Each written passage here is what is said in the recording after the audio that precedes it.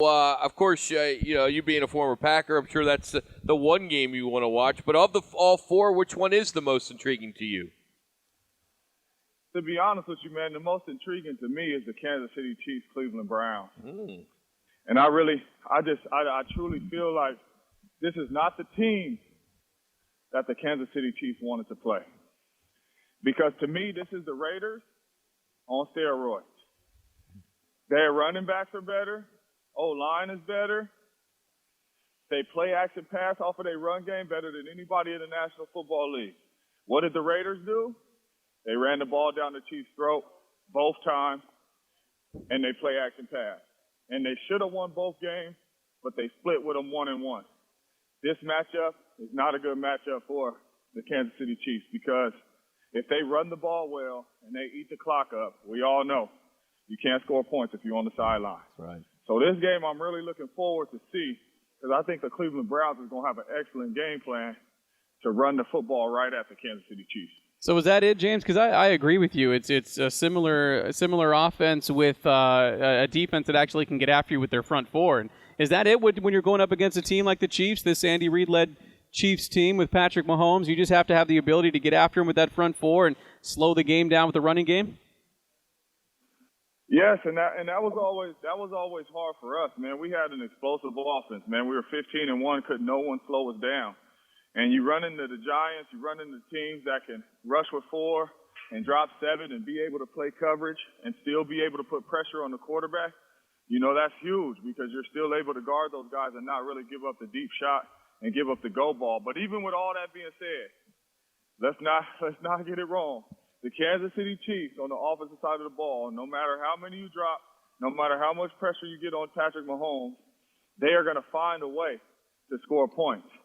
But if they are on the sideline, they cannot score any points. And the Cleveland Browns munch the clock up when they run these balls, 6-7-minute drives.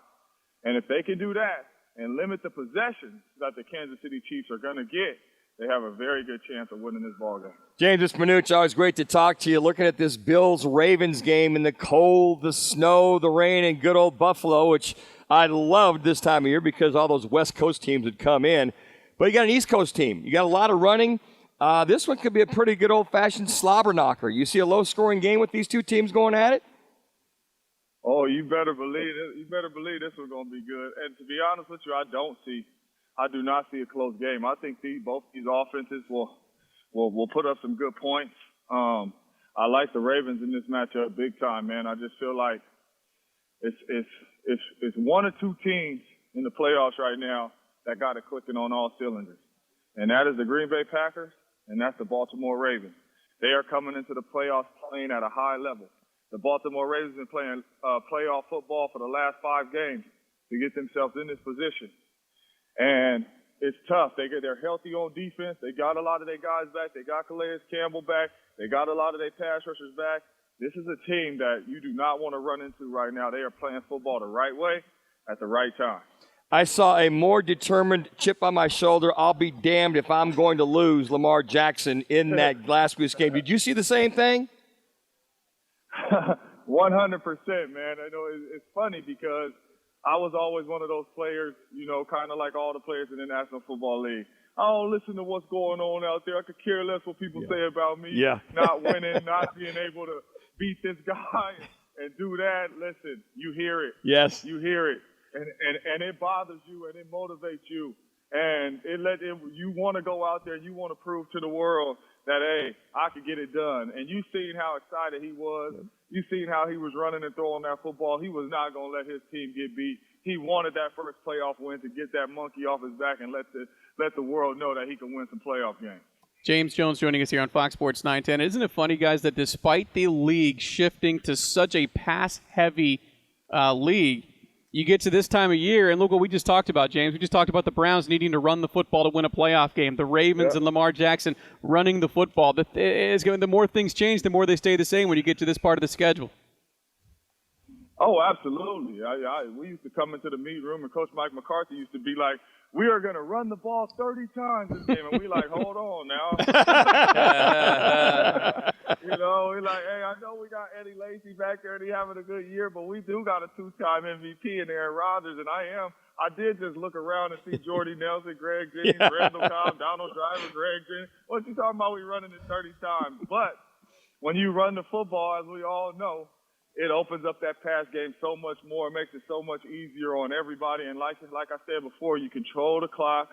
You eat the clock up. You keep their offense on the sideline. And if you're able to capitalize the touchdowns, it's huge. And then if you got to bring an extra guy down in that box, you know, as much as receivers don't like running the ball, when they got to bring an extra guy down in that box, hey, you licking your chops with this one-on-one coverage. So you better believe that it's a passing league, but every team in the National Football League wants to find a way to run that route. James, if there was one upset this weekend, which one would you lean towards? If there was going to be an upset, I don't care about point spreads; it's wins and losses in the playoffs. Wins and losses. I'm sticking with the Brownies, man. Okay. I'm sticking with Bake. It was what I call them. I'm sticking with Bake and the Brownies. I really feel like they have a chance to knock off the champions, man. They have the right pedigree to do it. If you're the Chiefs' run defense is not good at all. Chris Jones is their best defensive lineman up there, and he hates stopping the run. He's a pass rushing D tackle up there. He hates stopping the run. So when you run it straight at him, he struggles. And the Cleveland Browns is going to have some opportunities, and I know they're going to have a game plan. So we are going to run this ball, and we're going to run the ball, and we're going to run the ball until they stop us. And if they stop us, we're going to run it again, and they got to keep showing us that they're going to stop us. I really think they got the right pedigree to beat the Chiefs. James, did you ever in your career have a playoff game against a team that kind of had your number in the regular season? And the reason I ask is, you go back and look at these Bucs-Saints games, and I understand the first game was week 1 with an odd offseason, but the Saints have owned this Buccaneers team. Is that something that creeps into your head? I mean, how do the Bucs – it almost looks like maybe Sean Payton is Bruce Arians' kryptonite right now. Like, I mean, how do you go into this game if you're the Buccaneers with a lot of confidence considering the way the last 2 games have gone? Well, to be honest with you, man, the Buccaneers is in a very good position because, number one, if they lose, we all expected the Saints to win. Number 2, if they win, it's an upset. Great job by Bruce Arians, Tom Brady, the greatest of all time. We're back talking about how great he is and all that type of stuff. So their backs are really not against the wall, man. They're able to come out there and play free. All the pressure is really on the Saints. And I hate picking division matchups, even though the Saints have dominated them the last 2. Man, I don't care who you playing. It's tough to beat a team 3 times in one season. And that is what the Bucs are facing. I mean, that is what the Saints are facing, trying to beat the Bucs 3 times in one season. And the Bucs, like I said, with nothing to lose, they don't have to worry about having a lot of pressure on them. They just got to go out there and play football, man. And I think this game is going to be closer than a lot of people think it's going to be.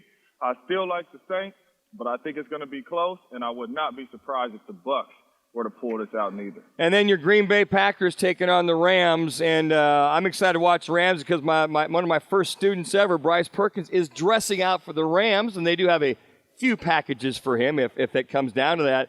But watching the Packers versus the Rams, the staunch defense of the Rams, what do you feel the Packers have to continue to do if they're going to beat this Rams team? To your point, they really have nothing to lose up there in Green Bay.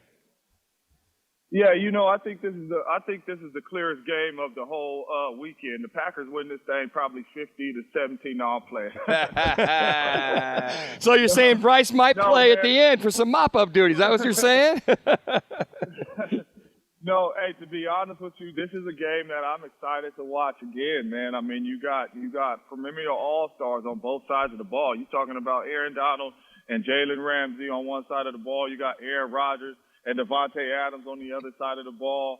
That's going to be 2 great matchups to watch all game long. How are they going to deal with Aaron Donald? How is this matchup with Devontae Adams and Jalen Ramsey going to go?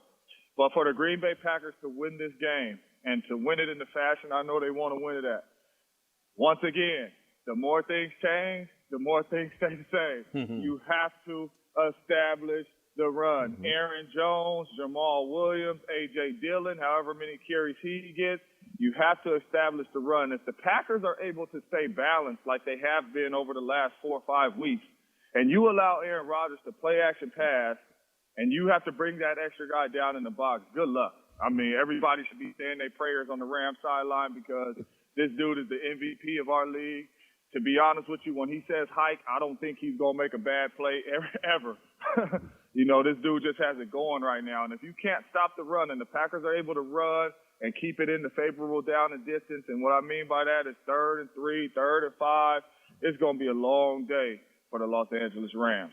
He's Super Bowl champion James Jones. Catch him on the NFL Network as well as on Twitter at 89JonesNTAF. James, we always appreciate it, man. Thanks. Have a great weekend. Enjoy the game. Have a good weekend, Coach.